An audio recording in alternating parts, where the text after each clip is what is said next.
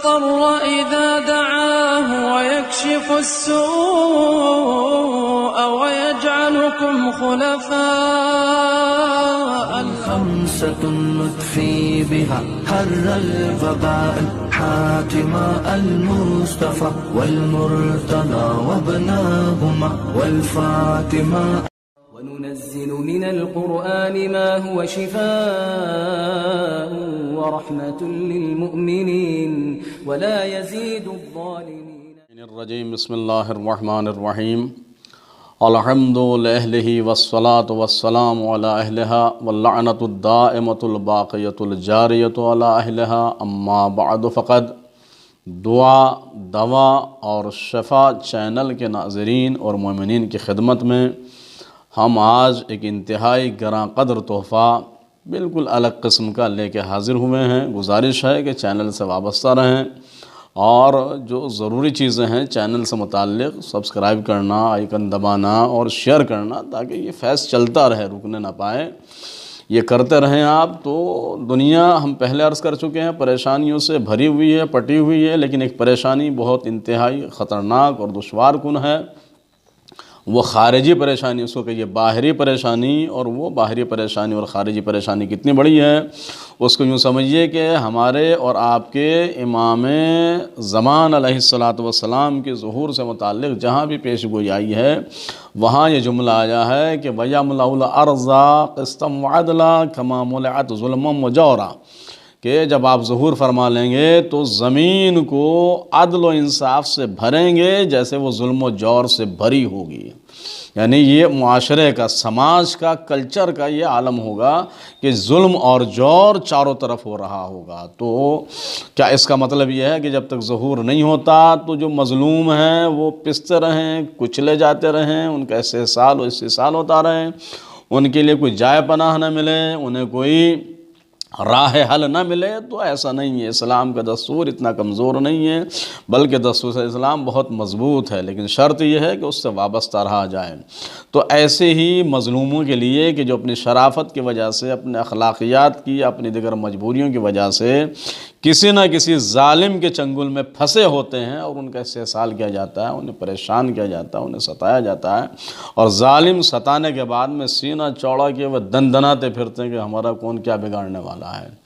تو انہی کے مظلوموں کے لیے اور بالخصوص ظالموں کے لیے اگر ظالم دیکھے بھی تو تھوڑا ہلے، وہ اس کو سوچنا پڑے کہ اب اگر میں ظلم کروں گا تو پھر یہ مظلوم نے اگر ایسا کر دیا تو پھر میرا کیا ہونے والا ہے. یہ ہم انشاءاللہ حل پیش کریں گے آپ کی خدمت میں، اس پہ عمل کیجئے گا. اور کوئی مشکل نہیں ہے، آسان بھی ہے اور بہت مؤثر بھی ہے. مؤثر کتنا ہے وہ بھی ہم اسی یعنی جو دعا اس میں پیش کریں گے اس کا ترجمہ، اس کے الفاظ کے معنی بیان کر کے آپ کو سمجھا دیں گے. اس سے سمجھ میں آ جائے گا کہ مظلوم کے لیے کتنی بڑی ہے، یعنی ایک طرح کی پناہ، اور ظالم کے لیے کتنی بڑی ایک طرح کی خطرناک شے ثابت ہونے والی. اور انشاءاللہ اس کے بعد دوسری ویڈیو ہم ایک اور ایسی اسی طرح کے حل کی پیش کریں گے جس میں دعا کے جو الفاظ ہیں اس سے بھی زیادہ سخت ہیں، یعنی وہ اس سے بھی زیادہ اسٹرانگ حل ہے مظلوموں کے لیے. وہ انشاءاللہ آئندہ ویڈیو میں ہم پیش کریں گے. پہلے آپ اس کو سمجھ لیں. یہ دنیا شیعت کی ہم عظیم ترین 3 کتابوں سے پیش کر رہے ہیں. ایک ہے مکارم الاخلاق، دوسرے بحار الانوار، اور تیسرا مستدرک الوسائل. تو یہ ہے کیا؟ اس میں امام نے فرمایا یاد رکھیے گا کہ ہر نماز کا ایک اپنا نام ہوتا ہے. جیسے صلاۃ الجمعہ نماز جمعہ کو کہتے ہیں، اور صلاۃ العیدین نماز عیدین کو کہتے ہیں، اور صلاۃ الحاجت حاجت کی نماز کو کہتے ہیں، اور یا آپ کے صلاۃ مظلوم اس کا نام ہے، اس کو صلاۃ مظلوم کہتے ہیں. اور بھی نمازوں کے الگ الگ نام ہیں. صلاۃ الاستسقاء ہے، نماز استسقاء ہے، تو اسی نام سے وہ پڑھی جاتی ہے.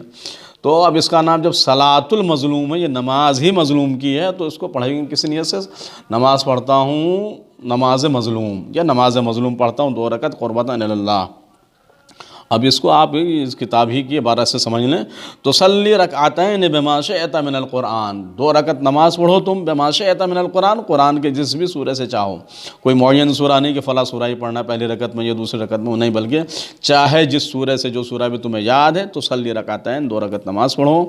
وتصلی علی محمد وآلہ ما قدرت علیہ، اور یہ نماز پڑھنے کے بعد میں نماز مظلوم کی نیت سے 2 رکعت نماز پڑھنے کے بعد میں کیا کرنا ہے؟ محمد و آل محمد پر صلوات پڑھیں، ما قدرت علیہ، جتنا بھی تم پڑھ سکو۔ تو صلوات کیا ہوتی ہے؟ دعا میں اثر پیدا کرنے والی شے ہے۔ صلوات کیا ہوتی ہے؟ دعا کو قبول کرانے والی چیز ہوتی ہے۔ تو جتنا پڑھ لیں گے اتنا بہتر ہے۔ میں کہوں گا کم از کم ایک تسبیح تو آپ اس نماز کے بعد صلوات کی پڑھنے، ٹھیک ہے؟ ثم تقول، اس کے بعد میں آپ پھر یہ دعا پڑھیں۔ یہ دعا ہم انشاءاللہ کوشش کریں گے کہ وہ اسکرین پہ بھی چلتی رہے۔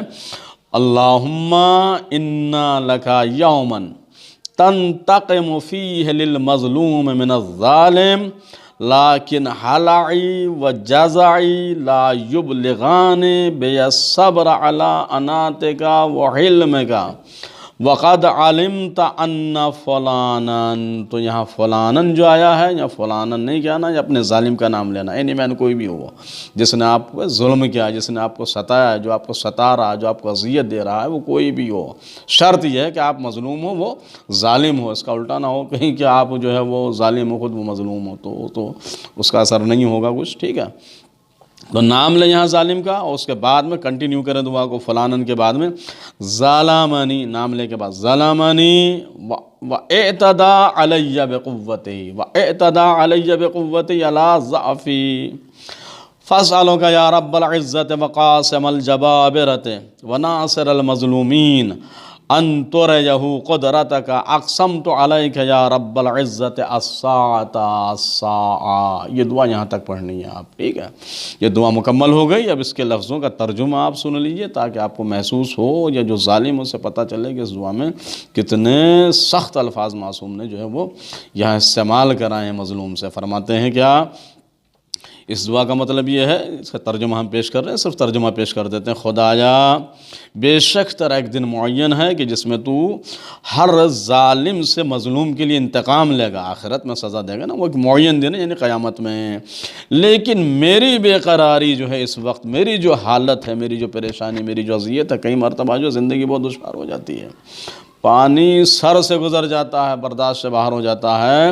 لا یبلغان بی الصبر علی اناتک، جو تو ڈھیل دے رہا ہے ظالم کو، وہ مجھے صبر نہیں کرنے دے گی میری پریشانی۔ وہ صبر کا جو چارہ ہے وہ ختم ہو چکا ہے، دامن صبر جو ہے وہ میرے ہاتھ سے چھوٹ رہا ہے، پیمان صبر لبریز ہو چکا ہے، وہ تیری ڈھیل جو ہے وہ میرے حق میں نہیں جائے گی، میری پریشانی بڑھ جائے گی۔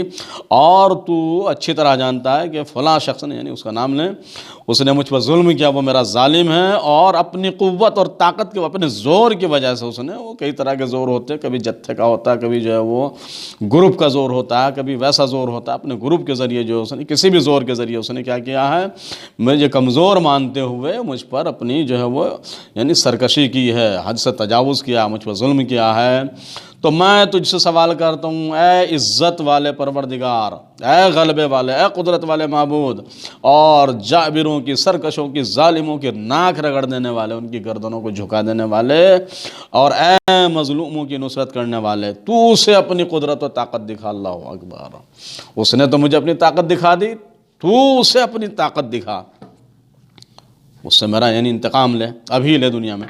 اقسمت علیک یا رب العزت، اور میں یہ بات تیری بارگاہ میں جو ہے وہ قسم دے کے کہہ رہا ہوں، الساعۃ، ابھی جو ہم نے کہا کہ اس کا ہم سے، اس کا بدلہ ہمارے ظلم کا اس سے ابھی لے۔ الساعۃ کا مطلب ابھی لے، قیامت میں تو حساب کتاب ہونا ہی ہے انشاءاللہ۔ تو یہ دعا ہے اور یہ نماز ہے، 2 رکعت نماز مظلوم، اس کے بعد میں یہ دعا صلوات پڑھیں، اور اس کے بعد میں آپ یہ دعا پڑھ لیں، انشاءاللہ آپ کا ظالم جو ہے وہ ضرور جو ہے اس کو تھوڑا سبق ملے گا، اسے اثر ہوگا، اور کم از کم وہ آپ کو دوبارہ ستانے سے تو باز رہے گا۔ یہ فقط وسلام، وآخر دعوانا ان الحمد للہ رب العالمین، وصلی اللہ علی محمد واہل بیتہ الطیبین الطاہرین۔ اللہم عجل ولیک الفرج وسہل لہ المخرج واجعلنا من اعوانہ وانصارہ فی خیر وعافیہ۔ اللہم